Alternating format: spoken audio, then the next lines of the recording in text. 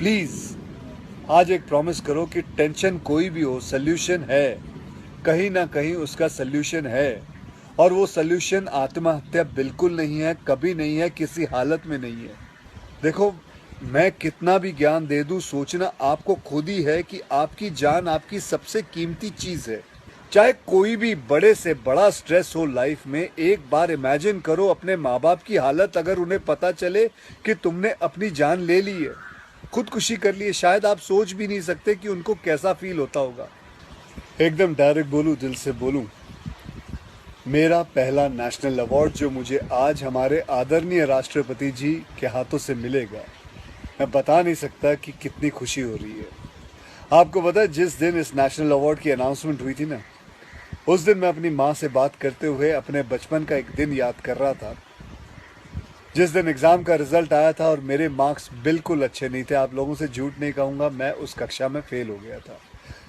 Report card लाते हुए मैं ये सोच रहा था कि आज घर में बड़ी कुटाई होने वाली है यार। उस दिन मेरे पिताजी ने मुझे सामने बिठाया और बड़ी शांति से कहा, देखो बेटा, तुम करना क्या चाहते हो, ये बताओ मुझे, बताओ करना क्या चाहते हो। मैंने कहा, पापा मैं स्पोर्ट्स में मन लगता है मेरा, मैं खेल कूद करना चाहता हूँ, खिलाड़ी बनना चाहता हूँ। उन्होंने कहा, ठीक है, फिर उसमें ध्यान दो, हम सपोर्ट करेंगे, साथ में थोड़ी पढ़ाई भी करो।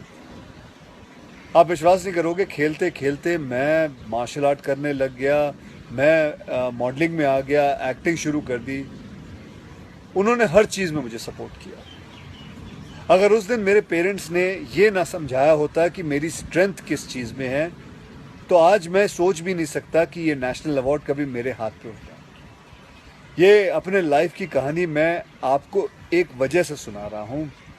कुछ दिन पहले अखबार में मैंने पढ़ा था कि एक आईआईटी के स्टूडेंट्स ने फांसी लगा के आत्महत्या कर ली।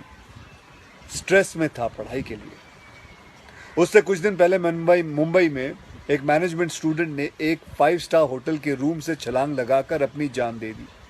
एग्जाम में फेल हो गया था। मैं कहीं ये भी पढ़ रहा था कि करीब 8 लाख लोग हर साल वर्ल्ड में अपनी जान खुद ले लेते हैं और उसमें तकरीबन 1.5 लाख लोग सिर्फ हिंदुस्तान से होते हैं। और यंग लोगों में आत्महत्या के सबसे बड़े कारण जो होती है वो होती है पढ़ाई या फिर रिलेशनशिप का स्ट्रेस।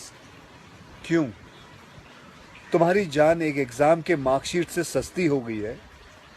नहीं। ऐसा क्या पढ़ाई कर रहे हो? इससे तो देश के लिए सरहद पे जाके जान लगा दो दांव पे। चाहे कोई भी बड़े से बड़ा स्ट्रेस हो लाइफ में, एक बार इमेजिन करो अपने माँ बाप की हालत अगर उन्हें पता चले कि तुमने अपनी जान ले ली है, खुदकुशी कर ली है। शायद आप सोच भी नहीं सकते कि उनको कैसा फील होता होगा।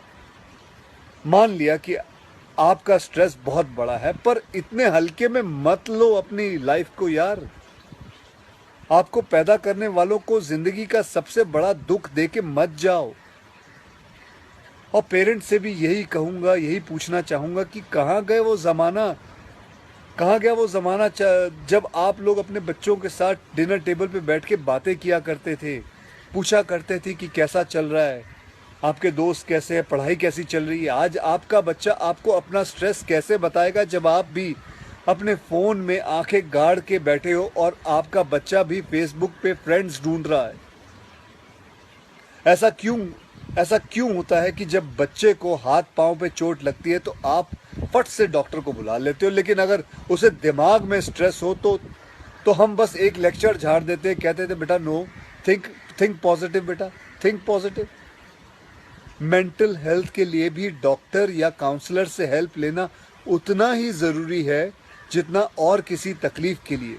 इसमें कोई शर्म की बात नहीं है। देखो, मैं कितना भी ज्ञान दे दूं, सोचना आपको खुद ही है कि आपकी जान आपकी सबसे कीमती चीज़ है। कोई स्ट्रेस आए ना तो उसको बोल देना बहुत अच्छा है। अपने अंदर घुलना, उसको अंदर रखना, दबा के रखना बिल्कुल नहीं। किसी दोस्त को बोल दो या अपने माँ बाप से शेयर करो। मेरे एक फ्रेंड ने उस दिन व्हाट्सएप पे एक बहुत काम की बात फॉरवर्ड की थी। एक हॉस्पिटल की ओपन हार्ट सर्जरी यूनिट के बाहर एक शेर लिखा हुआ था, मैं आपसे शेयर करना चाहता हूँ। वहाँ लिखा हुआ था कि अगर दिल खोल लेते अपने यारों के साथ तो आज खोलना ना पड़ता औजारों के साथ। भैया मुझे एक प्रॉमिस करो कि आज प्लीज़ आज एक प्रॉमिस करो कि टेंशन कोई भी हो, सल्यूशन है, कहीं ना कहीं उसका सल्यूशन है। और वो सल्यूशन आत्महत्या बिल्कुल नहीं है, कभी नहीं है, किसी हालत में नहीं है। अपना ध्यान रखो, मिलते हैं फिर। Till then, next time, goodbye, जय हिंद।